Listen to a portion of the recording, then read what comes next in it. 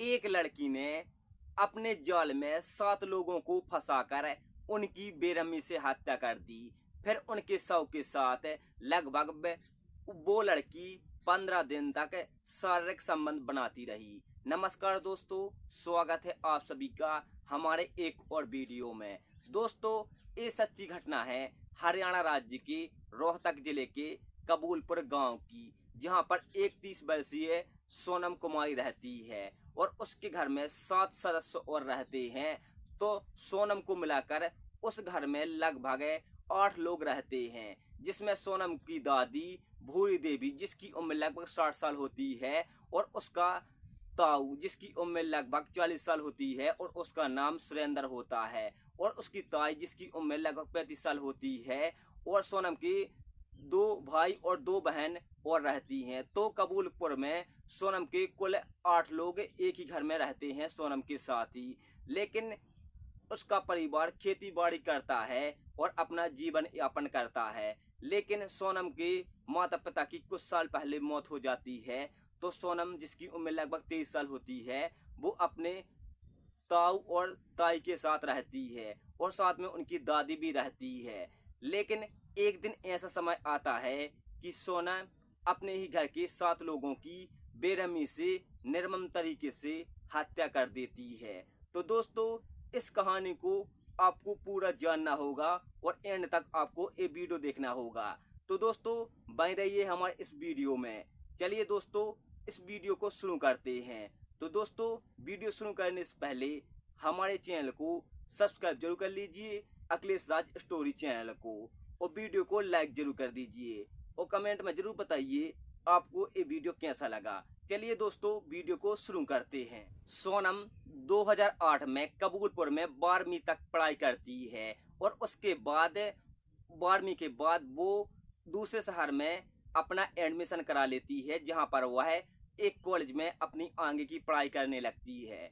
तो उसी कॉलेज में उसकी दोस्ती नवीन नाम के लड़के से हो जाती है, जो सोनम का क्लासमेट ही था। दोनों की अच्छी खासी मित्रता हो जाती है और धीरे धीरे दोनों प्यार करने लगते हैं। उनका प्यार इतना गहरा हो जाता है कि वो प्यार में अंधे हो जाते हैं और सोनम पढ़ाई से ध्यान हटाकर ज़्यादातर नवीन के बारे में सोचती है और उससे आए दिन मिलती रहती है। लेकिन कई बार रात को जब सब लोग सो जाते हैं तो सोनम नवीन को अपने घर पर बुलाती है और उसके साथ रातें बिताती हैं। लगभग ये सिलसिला कई दिनों तक चलता है, जहां पर नवीन सोनम के घर पर आता है और दोनों रात बिताते हैं। लेकिन इसके बारे में नवीन किसी को शेयर नहीं करता है। वहीं सोनम के ताऊ और ताई को सोनम के बारे में पता नहीं चलता है कि सोनम को मिलने के लिए रात को कोई आता है, क्योंकि सोनम सबके खाने में नशे की गोलियां मिला देती थी, नींद की गोलियां मिला देती थी, जिसके कारण घर के सभी सदस्य सो जाते थे। फिर सोनम फ्री हो जाती थी और निडर अपने बॉयफ्रेंड नवीन को अपने घर पर बुला लेती थी और उसके साथ रातें रंगीन करती थी। लगभग ये सिलसिला कई दिनों तक चलता है। फिर एक दिन नवीन सोनम से कहता है कि मैं तुमसे शादी करना चाहता हूँ। तो सोनम भी कहती है कि हाँ, मैं भी तुमसे शादी करना चाहती हूँ। तो कहती है फिर सोनम कि तुम अपने घर पर बता दो। तो नवीन अपने घर पर बता देता है, लेकिन नवीन के माता पिता हाँ बोल देते हैं। वही सोनम के ताई और ताऊ उस लड़के से रिश्ता नहीं कराते हैं नवीन से और इस रिश्ते के खिलाफ हो जाते हैं। लेकिन सोनम नवीन को ही चाहती है और ताऊ से कहती है कि मैं शादी करूंगी तो सिर्फ नवीन से करूंगी, अदर मैं किसी और लड़के से शादी नहीं करूंगी। तो यहाँ पर ताऊ गुस्सा हो जाता है और कहता है कि निकल जा मेरे घर से। लेकिन दादी रोक लेती है और कहती है कि जवान बेटी है, कहाँ जाएगी, उसके माता पिता भी नहीं हैं। आसपास के लोग क्या कहेंगे कि माता पिता के गुजर जाने के बाद ताऊ ने अपनी भाई के बेटी को घर से बाहर निकाल दिया है, जो एक जवान है, और लोग उसको गंदी नज़र से देखेंगे। तो ताऊ यहाँ पर नवीन को घर आने से रोकता है।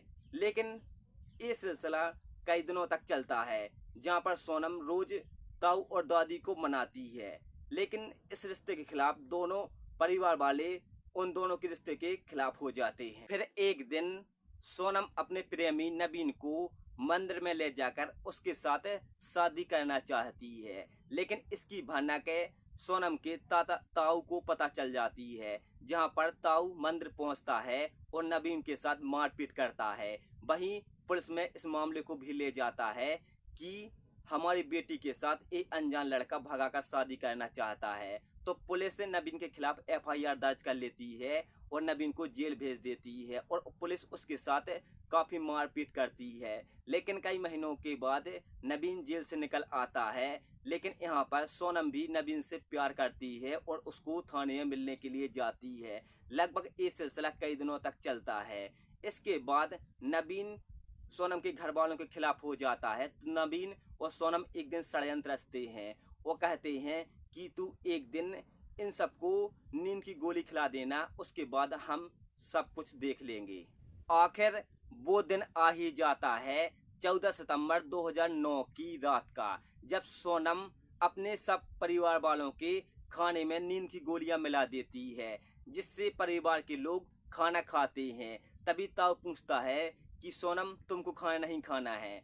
तो सोनम यहाँ पर झूठ बोल देती है और कहती है कि मेरा व्रत है, इसलिए मैं आज खाना नहीं खाऊंगी। खाना खाने के बाद परिवार के सारे सदस्य गहरी नींद में सो जाते हैं। वहीं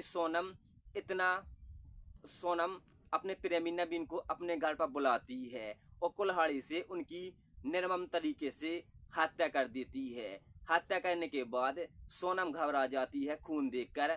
उसके बाद नवीन प्लान बनाता है और कहता है कि तुम अपने आप को बाथरूम में बंद कर लो और मैं बाहर से कुंडी लगा दूंगा, जिससे पुलिस को तुम पर शक नहीं होगा। साथ ही हम आपको बता दें कि इस षड्यंत्र में झज्जर के एक गांव के 2 लोगों ने भी साथ दिया था, ओमवीर और जयवीर ने।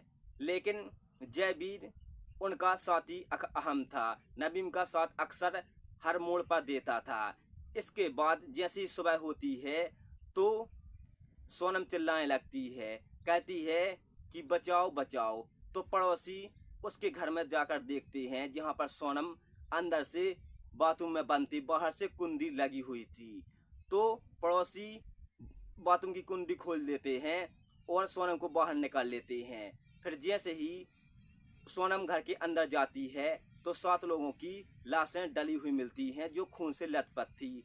तो सोनम चिल्लाने लगती है तो पड़ोसी दौड़कर घर में घुसते हैं, जहां पर देखते हैं कि 7 लोगों की निर्मम तरीके से किसी ने हत्या कर दी है। तो पुलिस मौके पर आती है तो पुलिस सारी लाशों को ले जाकर उनका पोस्टमार्टम कर लेती है। साथ ही सोनम से पूछताछ करती है तो पुलिस को सोनम कहती है कि अज्ञात लोगों ने मेरे घर पर हमला बोल दिया था, मैं बाथरूम में थी, तो उन्होंने बाहर से बाथरूम का दरवाजा बंद कर दिया और सभी लोगों की हत्या कर दी और सामान लूट कर भाग गए। इतना सुनने के बाद पुलिस मामला दर्ज कर लेती है और सख्ती से फिर अच्छे से सोनम से पूछताछ करती है। तो सोनम अपनी बयान बदलती है तो पुलिस को सोनम पर शक हो जाता है। साथ ही पुलिस आसपास के पड़ोस से भी पूछताछ करती है तो पड़ोसी कहते हैं कि सोनम सुबह चिल्ला रही थी, तो हमने दरवाज़ा खोला तो देखा कि अंदर इतनी सारी लाशें पड़ी हुई, तो हमारे पैरों तले जमीन खिसक गई। तो पुलिस से पड़ोसियों के भी बयान ले लेती है, साथ ही सोनम से पूछताछ करती है। लेकिन लगातार सोनम अपने बयान बदलती है तो पुलिस को पूरा शक सोनम पर जाता है। फिर पुलिस सोनम से सख्ती से पूछताछ करती है तो पुलिस को जो भी सुनने को मिलता है, पुलिस के पैरों तले जमीन खिसक जाती है। सोनम अपनी और अपने प्रेमी की सारी कहानी पुलिस के सामने उगल देती है, जिससे पुलिस दोनों को गिरफ्तार कर लेती है और उन्हें जेल में डाल दिया जाता है। साथ ही जयवीर और ओमवीर को भी गिरफ्तार कर लिया जाता है, जो इन्होंने दोनों का साथ दिया था। साल 2023 में सोनम और जयवीर और नवीन को फांसी की सजा सुनाई जाती है। वही सबूत को मिटाने के जुर्म में ओमवीर को रिहा कर देती है 2023 पुलिस।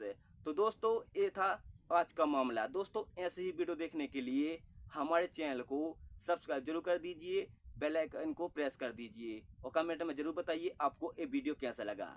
मिलते हैं नेक्स्ट वीडियो।